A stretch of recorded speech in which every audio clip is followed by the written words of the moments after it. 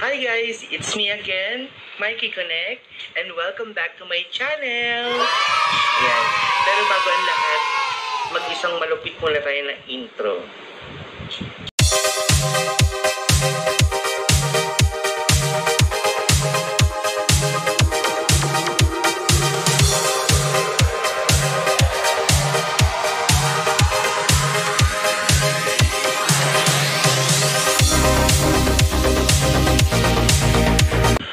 Okay guys, I'm back. So, for today's vlog, i-share ko sa inyo or i-haul ko yung pinamili kong frozen products dun sa Kalumpang. Short video lang ito kasi i-share ko lang naman. Gusto ko lang makita ninyo kung saan napunta yung revenue ko. Na gusto kong ipaalam sa inyo na nasa mabuting paraan ko nagamit yung aking revenue. So, isa na rito, syempre yung stock ko sa bahay ng mga frozen. Ayan, so i-share ko sa inyo.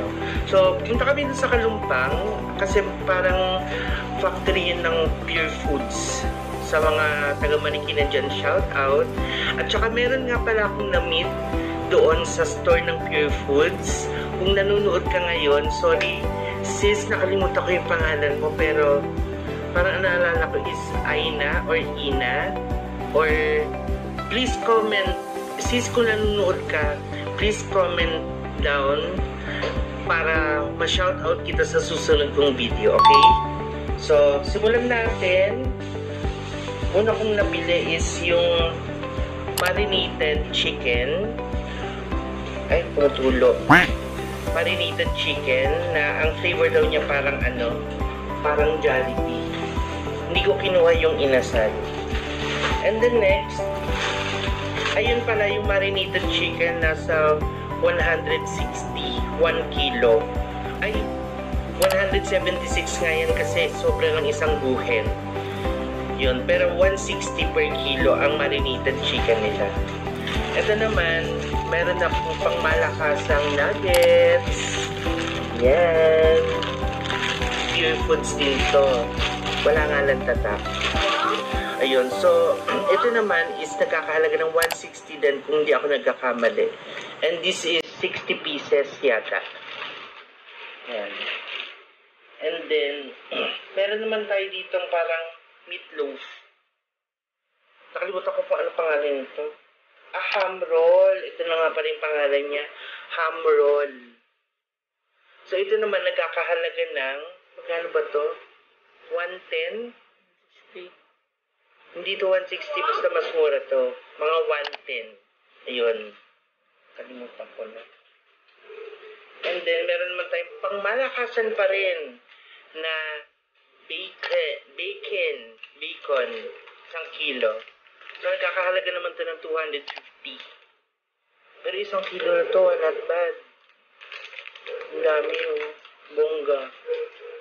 And then, syempre, ang walang kamatayang siomai, hindi ito sponsored ha, kaya baka naman.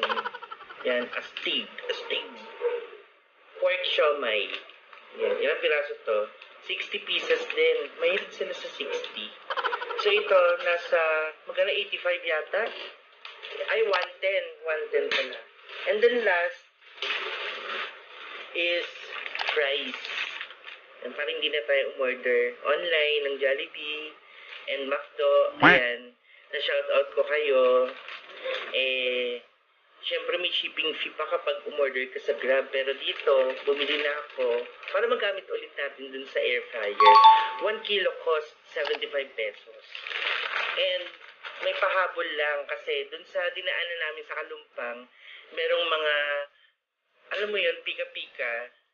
Alam mo yun yung para pag pumunta ka sa isang lugar, lalo sa Antipolo, yung mga pasalubong treats, ayan. Yan, may nabili din ako. At ito ay ang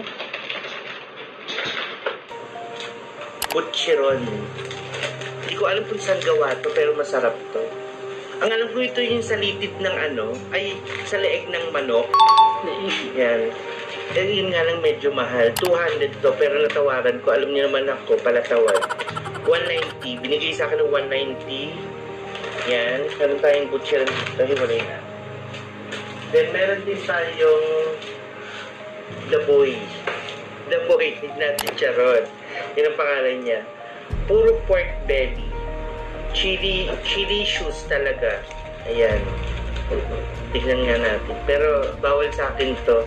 Kaya konti-konti lang. Titigman ko lang. Ngayon lang ulit ako kakain ito. And magkano na ito, Lisa? 120 yata ito.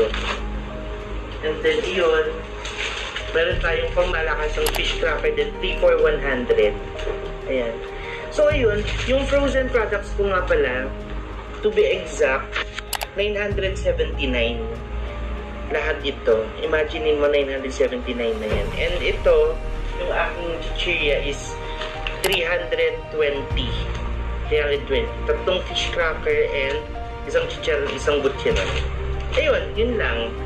So guys, again, sana naging inspiration yung vlog kong ito kasi syempre nabili ko tong mga to because of my revenue, and hindi ko rin mabibili itong mga to, hindi rin ako magkaka-revenue kung wala kayo na nanonood sa akin at sumusuporta. Kaya so guys, lalo na sa mga small YouTuber na katulad ko, laban lang, huwag kayong panghihinaan ng loob.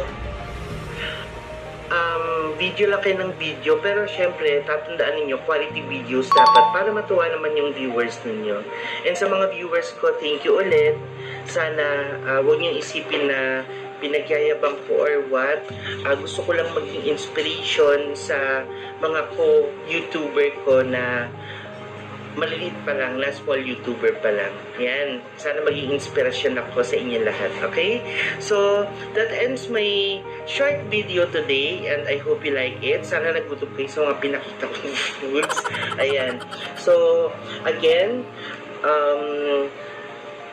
please watch my next video dahil marami po akong ibibigay na katutuwaan niyo. Okay? So, guys, until my next video, have a wonderful day and God bless.